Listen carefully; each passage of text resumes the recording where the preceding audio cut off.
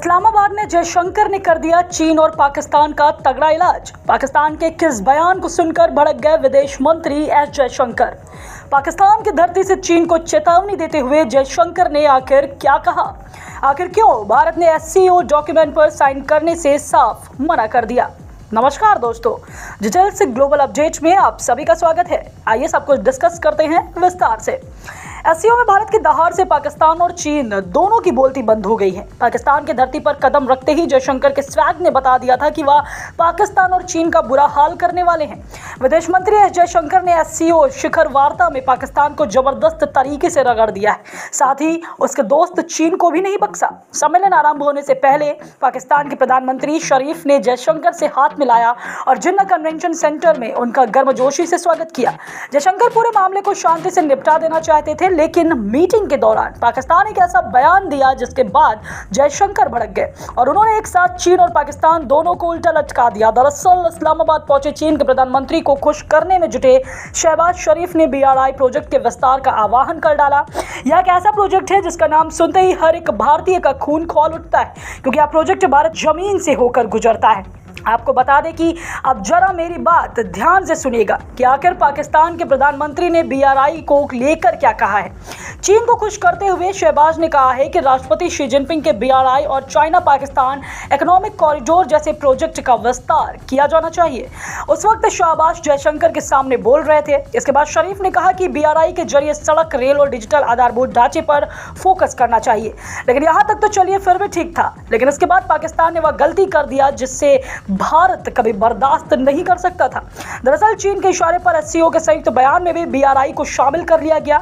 यह देखते हुए भारत अंदर ही अंदर काफी गुस्सा हो गया था। इसके बाद भारत ने इस पर पलटवार किया। भारत ने BRI को समर्थन देने वाले बयान से खुद को अलग कर लिया और फिर जयशंकर ने पाकिस्तान और चीन पर ताबड़तोड़ हमले शुरू कर दिए। जबकि एससीओ के सभी सदस्य देशों ने BRI वाले संयुक्त बयान का समर्थन किया है, लेकिन भारत चीन के BRI प्रोजेक्ट का हिस्सा नहीं है, इसलिए भारत ने इसका कड़ा विरोध किया है। भारत ने साफ कहा है कि POK भारत का हिस्सा है और चीन का CPEC हमारी संप्रभुता का उल्लंघन है। इसके बाद जयशंकर ने अपना रौद्र रूप दिखाया। उन्होंने पाकिस्तान को उसी की धरती से इतना कड़ा संदेश दिया है जिससे उसका जिगरी दोस्त चीन भी परेशान हो उठा है। जयशंकर ने पाकिस्तान का नाम तो नहीं लिया, लेकिन एक तगड़ा संदेश जरूर दे डाला है। उन्होंने सीधे सीधे कहा है कि अगर सीमा पार से आतंकवाद, उग्रवाद और अलगाववाद जैसी 3 बुराइयां जारी रहेंगी तो किसी भी तरह के व्यापार, ऊर्जा या कनेक्टिविटी में सहयोग बढ़ने का सवाल ही नहीं उठता। अब यह इशारा बिल्कुल साफ है कि जयशंकर पाकिस्तान को कूटनीतिक भाषा में समझा रहे हैं कि पहले आतंकवाद पर लगाम कसो, फिर बात करेंगे। निश्चित तौर पर पाकिस्तान को जयशंकर की आतंकवाद वाली बात बहुत चुभी होगी। एक और बड़ी बात यह है कि जयशंकर ने ज़्यादातर समय पाकिस्तान में मौजूद भारत के दूतावास में गुजारी है, क्योंकि उन्हें इससे ज़्यादा सुरक्षित जगह पाकिस्तान में कोई और नहीं लग रहा था। और यह हालत केवल जयशंकर की नहीं बल्कि पाकिस्तान में आए हुए सभी मेहमानों की थी। सबके सब किसी तरह डर सहम कर मीटिंग में शामिल हो रहे थे और तुरंत पाकिस्तान से भागना चाह रहे थे। यही नहीं, जयशंकर ने अपने भाषण में भी चीन के प्रधानमंत्री के सामने संप्रभुता का मुद्दा भी उठाया। उन्होंने चीन से बिना नाम लिए कहा कि वह इसका सम्मान करें। यह चीन को सबक सिखाने में उन्होंने जरा संयम रखा था, लेकिन पाकिस्तान की धरती पर पाकिस्तान बुरी तरह से रगड़ दिया।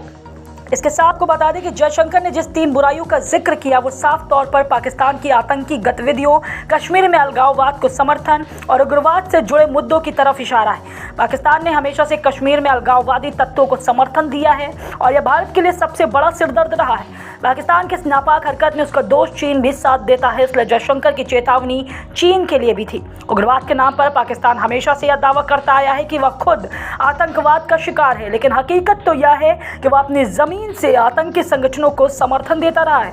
जयशंकर ने चीन को भी अपने प्रहार से चित्त कर दिया, क्योंकि चीन लगातार अपने वीटो पावर के इस्तेमाल से UNSC में पाकिस्तानी आतंकियों को बचाता आया है और भारत के POK में अपना CPEC प्रोजेक्ट चला रहा है। जयशंकर ने पूर्वी लद्दाख में भारत और चीनी सैनिकों के बीच जारी सैन्य गतिरोध के साथ हिंद महासागर एवं अन्य रणनीतिक जल क्षेत्रों में चीन की बढ़ती सैन्य ताकत को लेकर उसे चेतावनी दी। उन्होंने कहा कि सभी देशों को एक दूसरे की सीमाओं का सम्मान करने की जरूरत है। अगर एससीओ के मेंबर देशों के बीच दोस्ती में कमी आई है तो इस पर विचार किया जाना चाहिए। हमारे बीच भरोसे में कमी है तो हमें अपने अंदर झांकना होगा। पाकिस्तान की राजधानी इस्लामाबाद में भारत का उच्चायोग है। परिसर में घूमने के साथ साथ डॉक्टर जयशंकर ने उच्चायोग के परिसर में पौधे भी लगाए। इसके बाद जयशंकर भारत के लिए रवाना हो गए। वापसी से पहले जयशंकर ने पाकिस्तान सरकार को मेहमान नवाजी के लिए शुक्रिया भी अदा किया। इस वीडियो में फिलहाल इतना ही। आप अपने सवाल और सुझाव नीचे कमेंट बॉक्स या फीडबैक बॉक्स में लिख सकते हैं। आप देख रहे थे जल्द से जल्द पूरे होंगे आपके सारे बिल्स। धन्यवाद।